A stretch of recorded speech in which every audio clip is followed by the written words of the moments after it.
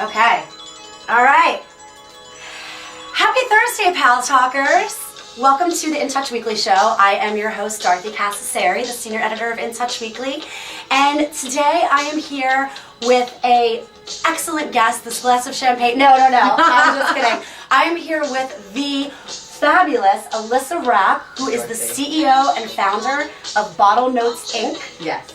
Some of you may know of BottleNotes.com. It's a fantastic website for people who love wine, and I mean, who doesn't love wine? Cheers. Thank you for having me, Welcome Dorothy. to the show. Thank you. Can I try this? Please do. You're tasting it in this really cool stem. It's Robert's stemware. There are little ridges in it. It's supposed to enliven your tongue and make the taste all the more exciting. Oh, all right. I love it. So we're doing a little Kathy Lee Gifford and Hoda segment Well, right I'm now. flattered. It feels like, because all they ever do is drink wine and drink drinks when they have their show.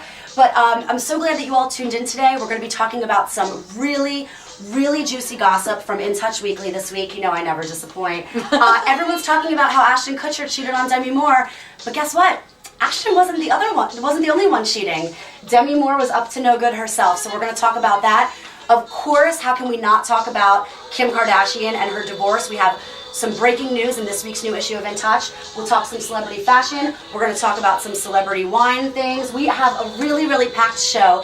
And of course, as always, if you have anything to ask or anything to say, please raise your hand on Paltalk and let's hear your voice. Of course, you can leave comments on our message board, but I'm going to be so busy enjoying the champagne and this fabulous guest that I may not be able to get to all of your comments on the message board.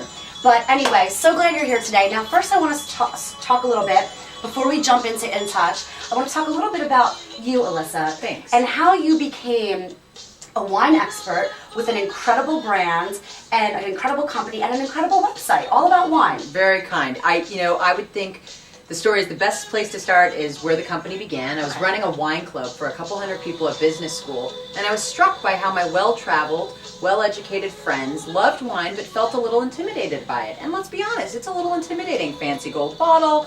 It's just, how do you know if it's worth it if it's a $20 bottle versus a $220 bottle?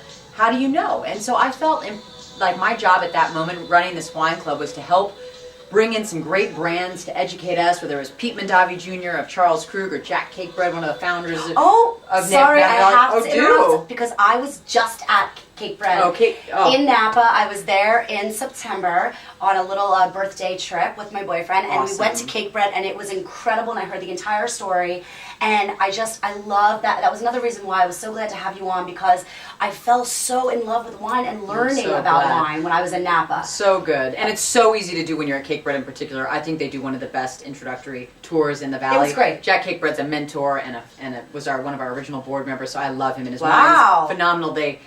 For my wedding coming up next week, they sent us a magnum of Dancing Bear Cabernet. I don't think I'll open that for a long time. But when I started getting in touch with people like Jack Cakebread and others at business school, I felt like there was an opportunity in the wine industry to create a company or a product or a platform that helped educate and entertain 20 and 30 somethings about wine and helped brands get access to this new audience. And in the same way that In Touch is so approachable and you just want to get in there and keep getting more information, I wanted Bottle Notes to be that approachable, whereas I felt like other wine magazines, which were a little stuffier and a little snootier, didn't speak to our generation. So that was the real motivation for starting a company, and it started as a wine club model, and things changed over time. All entrepreneurs, you have to bob and weave and find your niche, and in the last 3 years, I feel proud that we've really turned into one of the leading platforms and companies and brands for new to intermediate wine enthusiasts interested in having a guide into and throughout the world of wine. Absolutely. What an incredible idea, and executed so well. Your website is so user-friendly. Thank you. And the thing that I like about your website is a point that you made, that it's very approachable. You know, the thing about it is, you know, you don't need to be a wine expert to navigate the website and to kind of understand the words on the website and what's being written about wines. And that's what I like about it, because you know, everybody wants to kind of learn about wine, and some people know a lot more than others, and I just love it. So thank you. I mean, at the end of the day, wine is grape juice, and whether you like what's right for you is simply a question of do you like it or not. And if you had a piece of pizza or a pasta dish or a fish dish, you wouldn't have a hard time deciding if you liked it or not. You'd know. And so we want people to feel that empowered by wine. And I think that our Daily Sip newsletter, which is a daily dose of wine knowledge in your inbox, it's free. It's like the daily candy of wine. and our Facebook Daily Sip community has just come to life in the last 6 months. It went from 0 to 70,000 people, and people are there asking questions and commenting. Yesterday we wrote about Marilyn Merlot, as timed with the Michelle Williams movie that's coming out this week.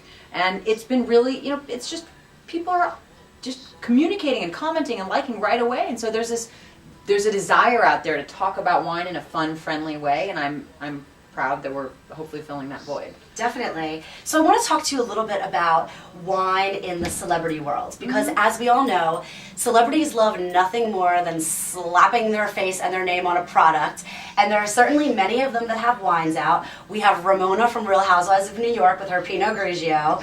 I mean, she made such a fool of herself on that show when she freaked out about Pinot Grigio not being at a party. The horror, how could anybody ever do that to her? But I'll tell you, I've had that Pinot Grigio, and it's really good. Okay, so that was my question. That one's really good. I can't speak to every celebrity wine, but that particular Pinot Grigio by Ramona is a tasty Pinot Grigio. It's affordable and quaffable and good. Now, they're not all going to be great. Some people are just going to be slapping their name and face on a label. But another case in point. So tomorrow's Daily Sip, a little insider preview if you sign up today. We're writing about Dave Matthews, and he's bought property in Virginia that his brother has known, and friend is the winemaker. And Virginia, some people say, is the next hot wine region out of America. And I think the fact that he's associating his name with that is done so subtly and so well. It makes me want to try the wine because I grew up loving Dave Matthews. Who doesn't? Oh gosh, I was at both concerts here in New York just recently. One on Governor's Island the night before the hurricane came. I wasn't missing that concert, and then I went to the rain date also on Randall's Island. So I'm with you in the Dave Matthews love. Amazing, and he's so understated. So you have to believe that if he's doing this with integrity like his music, it invites me. I want to try the wine, and I'm excited about, Virginia wine, more excited about Virginia wine, and I think he'll throw a lot of spotlight onto it. And then there are others, and they need not be named, where they're just sort of whoring their brand out, for lack of a better word, their personal brand, and associating with the product. If there's not a personal click, especially with something as artisanal as wine, then that makes me more suspect. But if it's personal because you love the varietal or you love the region or you have a personal connection to it, I don't think you need to be suspect. I think it's worth at least trying, and then you can determine whether you like it or not. I could totally agree. Now we have our first caller. We have Cassandra in the UK. Cassandra, hi, how are you? Welcome to Paltalk. Hello, Dorothy. I'm very well, thank you, and I hope you are too. I'd like to ask your guest a question. Do you think that there is a lot of snobbery around the choosing of wine? Does it really matter whether you choose the fifth vine from the left on the south-facing vineyard in this particular vineyard, or is it about enjoying the taste and just relishing that taste rather than all that attendant snobbery that goes with it? Thank you. Cassandra, that's a great question. I'm really glad you asked it. It's a great way to start any show about wine. And of course, the pomp and circumstance doesn't matter. Listen, what is right for you is what you like. If you like having white Zinfandel with steak, then more power to you, God bless. It is a personal taste thing. That's about where you've traveled and what kind of foods you like and your biochemistry and how sensitive you are to bitterness and all sorts of things that have nothing to do with snobbery. What I will say is when you get into vintage wines and older wines, some of that pomp and circumstance actually has a purpose. So actually decanting an older wine, irrespective of price, the purpose of that is to let the sediment settle before you pour the wine out so you don't get glops of sediment in the glass. And sometimes in the way you cellar wine, or you might see people holding wine very gingerly at a fancy restaurant in the way they pour it. Again, if it's an older bottle, you do need to handle wine that's older, like most things in life that are older, more delicately. And that's not about snobbery. That's actually to maximize your taste experience. Just like if something was supposed to be served hot and taste better that way, you wouldn't want to serve it cold, or etc. But this pomp and circumstance, please, what's right for you is what's right for you. If you know how you take your coffee and tea, you should feel just as confident about whether you like or don't like a wine.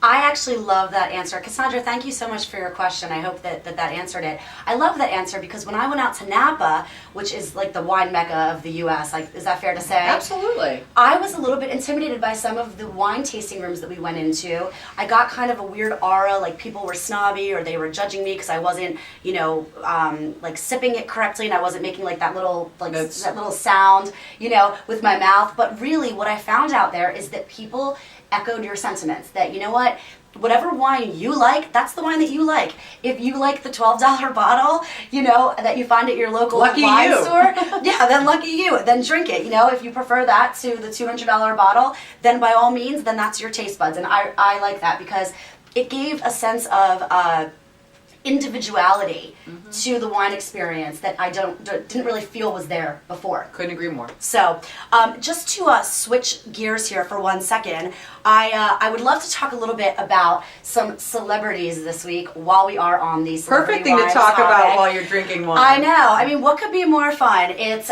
Thursday afternoon, we have champagne, we have a wine expert, celebrity gossip, we have some music. I mean, this is just a party, and we're so glad that you came and that you RSVP'd. So I want to talk first about this breaking story on our cover of In Touch this weekly. I'm going to get to Kardashians, don't worry. But I want to talk first about this. And everybody, is making Ashton Kutcher out to be the dog of the world because he had these affairs. And listen, he is the dog of the world. But regardless, we're finding out from a source that not only is Ashton cheating, but Demi is cheating also with someone in Hollywood who you may know, Ben Hollingsworth. I'm not sure if anybody knows who he is, but he was in the film The Joneses, and she played his mom in the film. Creepy. But either way, Demi was having quite a little affair with him, and unfortunately, he kind of gave her the boot, per se, because he felt like he was getting too close with Ashton, and he couldn't really do that behind Ashton's back. But this really strange thing about this is that Ben Hollingsworth is only 4 years older than Demi's daughter, Rumor. So she's going for the younger guys again, and I don't get it. I really don't understand. She's a beautiful woman, and I have no problem with women going for younger guys, or really older guys. But I just am wondering, it obviously didn't work out with Ashton, so I'm wondering why she's going for a younger guy again. I don't know. But I don't know. I mean, I'm not the expert you are, my dear, maybe it's reactive. Exactly. So just to let everybody know, Ashton is not the only one in the doghouse in this. Well, I think the problems clearly all started from something much more simple. If they had a date night once a week that was all wine driven, maybe none of this would have ever happened. They have definitely not been drinking enough wine together. Clearly, because if you're drinking enough wine with the person you love, how can it go wrong? My fiance and I talked about this the other day. Someone said, well, what are your hobbies together? Because we were taking a couple dance lessons for our upcoming wedding. Oh, and he said, he looked at me, and he looked at the guy, and he looked at me, and he said, does wine tasting count? I said, that's a good answer, honey. That's so cute. Well, that's another thing that I really do love about wine. It really brings people together, I guess in the same way that food does. But, here in New York, I don't know how it is in other places. In other cities, I'm sure it's the same, but maybe other suburbs it's not. Everybody's always getting together for drinks. Drinks is it's like the buzzword of the day in New York City, and everyone's always getting together for drinks. And I know I love nothing more than catching up with an old friend over a glass or a couple glasses of wine. It's a nice kind of just relaxing way to converse and just relax a little bit. Yeah, and the other thing that's great with girlfriends, and actually back in the day when we were in the wine club business, we had a Little Black Dress wine club, and actually Gwyneth Paltrow is one of our original Little Black Dress wine club members. She's written about us in Goop with some wine tips. She's great. But one of our original Little Black Dress wine club ideas was treat it like the Little Black Dress girls wine night, where literally everyone brings a bottle of a specific theme. So you set a theme, whether it's Cabernets, everyone brings a different Cabernet from around the world, or you set sparkling wine, bring sparkling wines from around the world. They can be in various prices. And then you can either have the hostess be the one who's in charge of the appetizers and hors d'oeuvres, or you can have the hostess be in charge of a more formal wine tasting. But either way, we all know it's going to, whether it's a book club or a get-together, it's going to not devolve, but evolve into more of a wine tasting. So why not make yourself feel good and get educated? And you can rotate. If everyone brings a bottle, doesn't break the bank. Exactly. Has a fun theme. And then if one person's appointed to actually come in with a little bit of research, you can read a daily sip on it. That would be enough. But just to actually have a little theme and share with the group your knowledge, and you can talk about what you're tasting. That's a way to actually bring even a little bit of wine education, because the key is talking about it. That's the best news. If you talk about it and you remember, or let alone write about it and leave tasting notes on a place like Bottle Notes, even if you don't go all that far, just thinking about what you're tasting helps you remember what you like, and that's the key. I love that. That's a great kind of do-it-yourself idea at home, that you really can get a group together, have everybody bring a different wine. I love that idea. It's not that expensive. It certainly is cheaper than going out for dinner and bottles of wine when you're out and that sort of thing. And you're having events all over the country, is that correct? Exactly. I wrote a book called Around the World in 80 Sips, and the W Hotels first did a little book tour for us at the end of '09, and it was so popular we said we should take this on the road. Sorry, it was the end of 2008. So starting in 2009, we started the Around the World in 80 Sips event series. It's now in its third year, and it's in this year, it closes off its 6-city tour in New York City tomorrow night, and we'll have 750 people coming to taste 150 wines from around the world. Wow. Our Artisanal premium cheese, Rick's Picks, awesome pickled vegetables, delicious charcuterie, and more. It's going to be great. You'll see it for yourself, and it's really fun because the number one influence of what most people buy when they buy wine is what they've tried before. So our whole goal is to go out there, just like you experienced in Napa, Dorothy. If you go to Cake Bread or you go anywhere else and you remember the experience of tasting that wine being great, you feel more comfortable and empowered to go order it when you're out. And that's the goal. Well, I have to say, I'd like to kind of move on to someone who's not going to be drinking any wine for a while, and that is Jessica Simpson.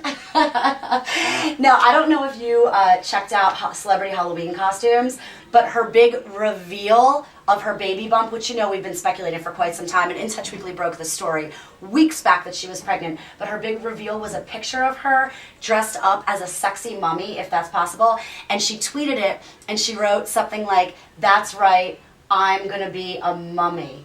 Get it? Mummy, I get it. It's mommy. cute fun. It's a cute fun. It's cute. She's following in Beyonce's footsteps, doing, showing the baby bump off, and she really does. And she is definitely going to be laying off the drinks. Unfortunately, they do have some non-alcoholic wines. Oh, that's true. They do. Right. My business partner, Kim Donaldson's son, is 7, and they literally have some non-alcoholic wines, and he wanted to feel like the adults and try, and we did get them for him once, and they're great. Lars loved it. So she can sip non-alcoholic wine, just to enjoy it. Just no alcohol. It's more like grape juice, if you will. But it tastes like wine, even though it's 0 alcohol.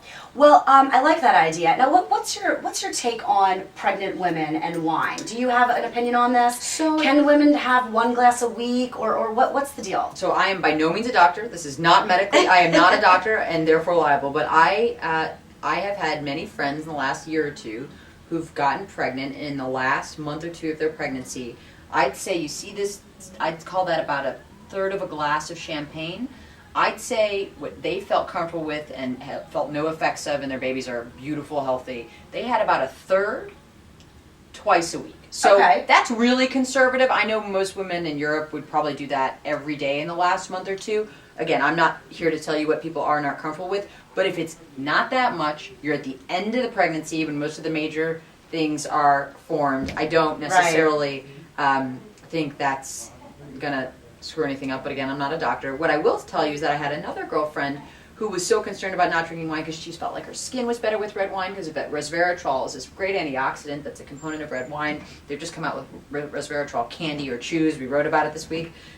Crazy. Anyway, it is so, she was so concerned about not getting all those great health benefits of wine that she actually kept doing the resveratrol vitamins while she was pregnant, because it's just a vitamin. Right, it's like anything else, but she wanted to get that antioxidant benefit of wine. So I would say, of course, stay off the alcohol 99% of the time when you're pregnant, but maybe not the resveratrol. Well, I like that. So maybe Jessica can enjoy a glass of wine or at the end, a little bit of champagne. Or a little bit of champagne. At her wedding, because, she was... Are they getting married before? Well, she was supposed to get married on November 11th. Which is the day I'm getting married. That's what I heard. 11/11/11. That's what I heard. But now that she is pregnant and her bump is showing a lot more than she anticipated, we found out from sources in this week's issue of In Touch that she had somewhat of a wedding dress meltdown. She went for her final fitting, and it didn't really fit. So she now is not sure what she's doing. She's thinking she might postpone the wedding. She was supposed to get married in Hawaii,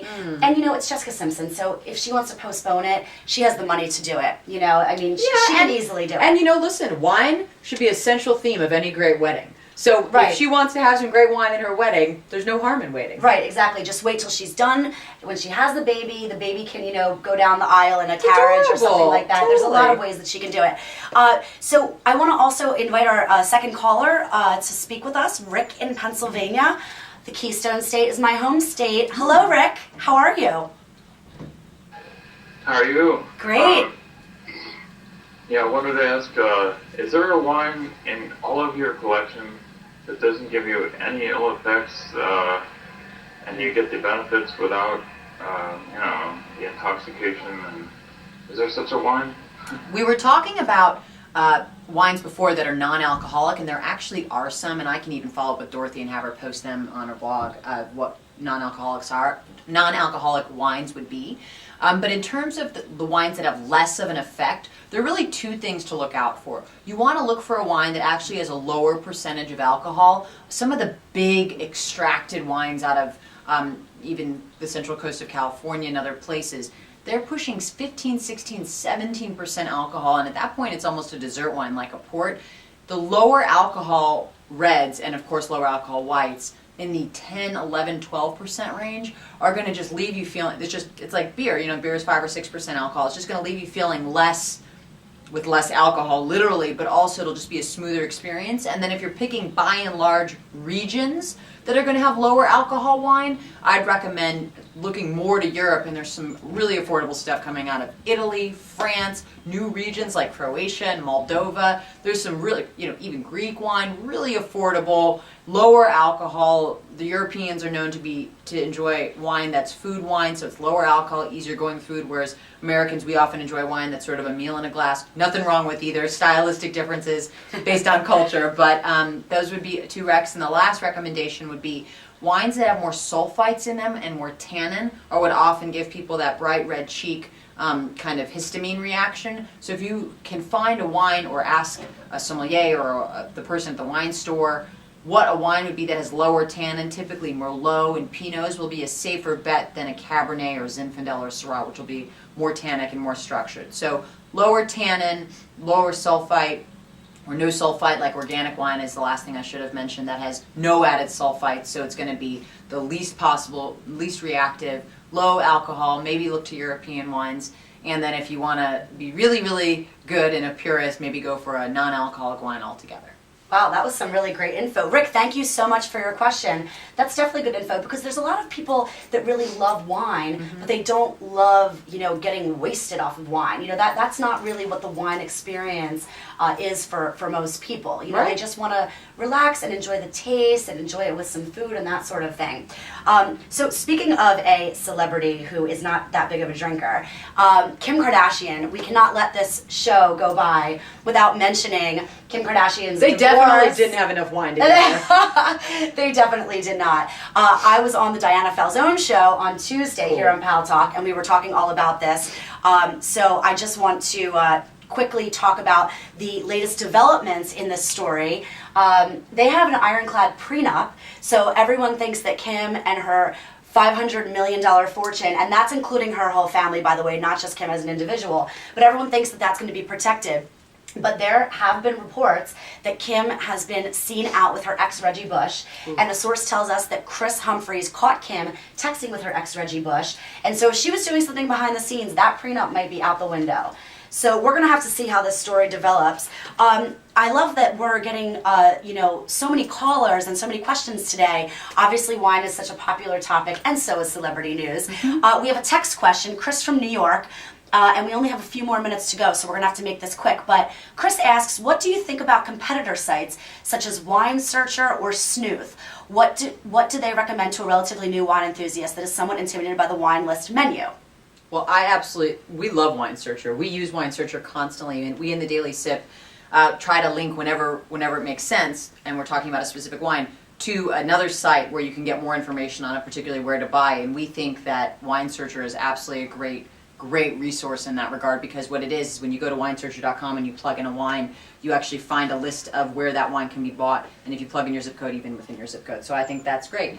I'm a competitor. I'm an athlete, so all's good and fair. Love war and competition. But BottleNotes.com is better. But the Daily Sip is cool, fun, hip, and approachable, and I would imagine most readers of In Touch are too. So then the Daily Sip is for you.